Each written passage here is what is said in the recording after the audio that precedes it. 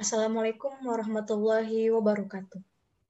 Perkenalkan, kami dari kelompok 7 ingin mempresentasikan hasil diskusi kami yang berjudul Internalisasi dan Aktualisasi Ideologi Pancasila. Perkenalkan, saya Andi Laila Nadira selaku moderator, dan ini anggota kelompok kami, ada Reski Musdalifa Idris, Nur Indah Sari Rajab, Fatma Paramita Balkis, Andi Laila Nadira, dan Asrawati Jamal. Materi pertama, aktualisasi Pancasila, saya serahkan kepada pemateri pertama. Baik, terima kasih. Saya Nurinda Sari Rajab akan menjelaskan tentang aktualisasi Pancasila. Aktualisasi Pancasila dalam kehidupan berbangsa dan bernegara dilihat dari beberapa aspek. Aspek yang pertama yaitu keharusan moral, kedua subjektif, ketiga ketaatan moral, keempat kesadaran moral, kelima internalisasi nilai-nilai moral Pancasila, keenam proses pembentukan kepribadian Pancasila, dan yang terakhir implementasi nilai-nilai Pancasila. Pancasila sebagai dasar dan ideologi negara merupakan kesepakatan politik para founding fathers ketika negara Indonesia didirikan. Kemudian menurut Nurdiono tahun 1995 sampai 1996 menunjukkan adanya 3 tataran nilai dalam ideologi Pancasila. 3 tataran nilai itu, yang pertama, nilai dasar, yaitu suatu nilai yang bersifat amat abstrak dan tetap, yang terlepas dari pengaruh perubahan waktu. Nilai dasar merupakan prinsip yang bersifat amat abstrak, bersifat amat umum, tidak terikat oleh waktu dan tempat, dengan kandungan kebenaran yang bagaikan aksioma. Kemudian nilai yang kedua yaitu nilai instrumental, yaitu suatu nilai yang bersifat konseptual. Nilai instrumental merupakan penjabaran dari nilai dasar tersebut, yang merupakan arahan kinerjanya untuk kurun waktu tertentu dan untuk kondisi tertentu.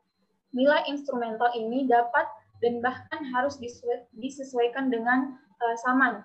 Kemudian yang ketiga yaitu nilai praksis. Nilai praksis yaitu nilai yang terkandung dalam kenyataan sehari-hari, berupa cara bagaimana rakyat melaksanakan atau mengaktualisasikan nilai Pancasila. Nilai praksis terdapat pada demikian banyak wujud penerapan nilai-nilai Pancasila, baik secara tertulis maupun tidak tertulis, baik oleh cabang eksekutif, legislatif maupun yudikatif, oleh organisasi kekuatan sosial politik, oleh organisasi kemasyarakatan, oleh badan-badan ekonomi, oleh pimpinan kemasyarakatan, bahkan oleh warga negara secara perseorangan. Sekian, saya kembalikan ke moderator. Terima kasih, saya serahkan untuk pemateri kedua. Baik, terima kasih atas kesempatannya. Saya akan melanjutkan aktualisasi Pancasila. Aktualisasi nilai Pancasila dituntut selalu mengalami pembaruan. Hakikat pembaruan adalah perbaikan dari dalam dan melalui sistem yang ada untuk melihat transformasi Pancasila menjadi norma hidup sehari-hari dalam bernegara. Orang harus menganalisis pasal-pasal penuangan 5 sila Pancasila. Next.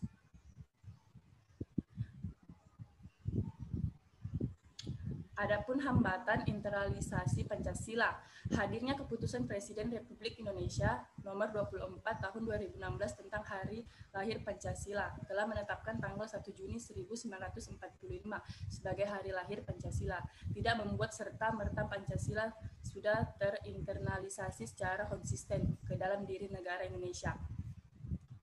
Adapun hambatan internalisasi Pancasila, yang pertama, banyak generasi muda yang tidak paham mengenai Pancasila, dan yang kedua, penafsiran Pancasila pun terkadang masih tergantung pada penguasa, dan ketiga, Pancasila mengalami degradasi di dalam pengimplementasikan di kehidupan berbangsa dan bernegara.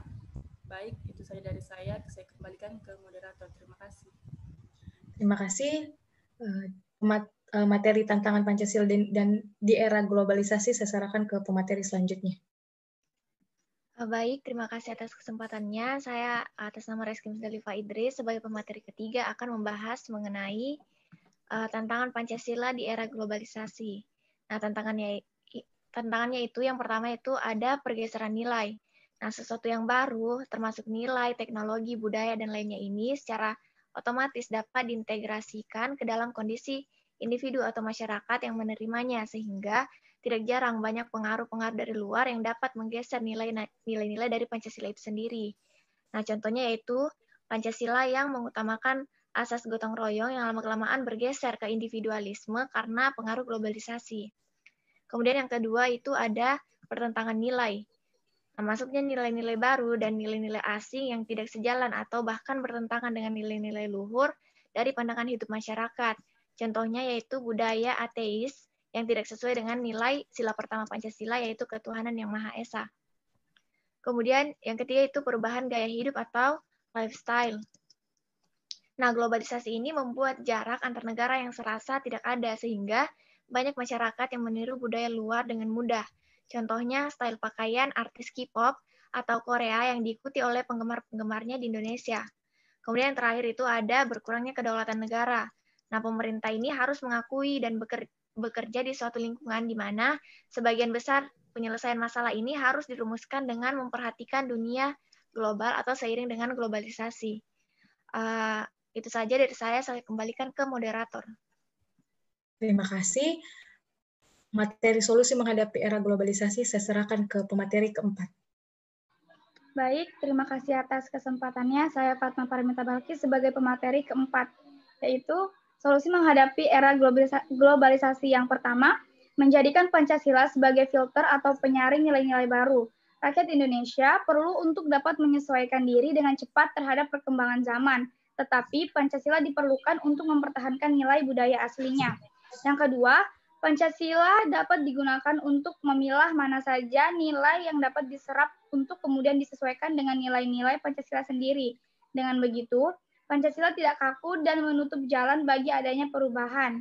Pancasila justru memberi kesempatan bagi nilai-nilai baru untuk tumbuh dalam negara dengan tetap berada di bawah kepribadian bangsa. Yang ketiga, sosialisasi dan penanaman kembali nilai Pancasila, khususnya bagi anak muda dalam prosesnya untuk mengembangkan dirinya, untuk menjadi masyarakat yang modern dan dapat mempertahankan eksistensinya. Yang keempat, menanamkan sikap bela negara untuk memperkuat nasionalisme guna menambah kecintaan kita kepada negara, sehingga lebih dapat mempertahankan nilai-nilai dalam Pancasila. Sekian dari saya kembalikan ke moderator. Terima kasih atas pemateri. Jadi kesimpulannya adalah aktualisasi Pancasila dalam kehidupan berbangsa dan bernegara dilihat dari aspek ketataan moral, subjektif, keharusan moral, kesadaran moral, internalisasi nilai-nilai moral Pancasila, proses pembentukan kepribadian Pancasila, dan implementasi nilai-nilai Pancasila. Adapun masalah yang dihadapi yaitu pergeseran nilai, pertentangan nilai, perubahan gaya hidup, dan berkurangnya kedaulatan negara. Solusi untuk menghadapi permasalahan era globalisasi salah satunya menjadikan Pancasila sebagai filter atau penyaring nilai-nilai baru. Rakyat Indonesia perlu untuk dapat menyesuaikan diri dengan cepat sehingga perkembangan zaman tetapi Pancasila diperlukan untuk mempertahankan nilai budaya asli. Mungkin itu saja dari kelompok kami. Saya tutup. Mohon maaf jika ada salah kata dan kurang. Wassalamualaikum warahmatullahi wabarakatuh.